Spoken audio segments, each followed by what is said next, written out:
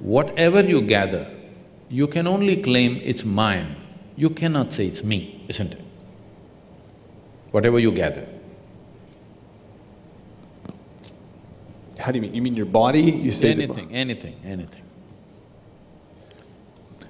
I can say, this is my chair. If I sit here every day and then I say, this is me, then there's a problem.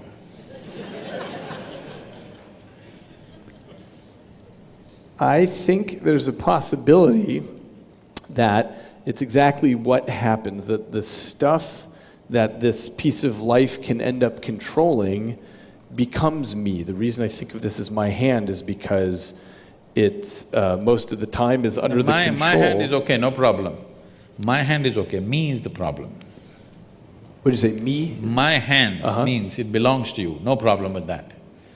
When it becomes me, then it leads to a completely distortion of perception. Okay, I think so. You're talking about identity, what you identify yourself as. See, the nature of the mind is such, it is looking for because human intellect and human intelligence has broken out of a certain bond which was there for every other creature, that they could function like an automated machine through certain instinctual process. What has happened with the human being with the process of evolution is, the human being has broken out of that instinctual process and there is an intelligence which has to function consciously. But functioning consciously means every moment of life is an exploration, which is too scary for a whole lot of people.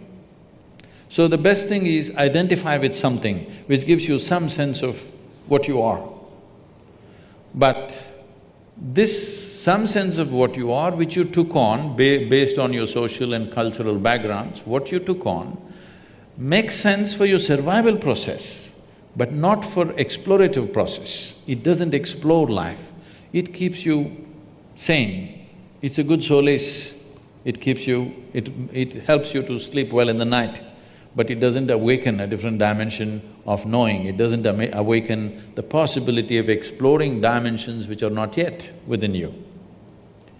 So if this has to happen, the most important thing is to be able to sit here not identified with anything. When I said, it's so hard to remain uneducated in this world, because everybody is busy wanting to teach you something.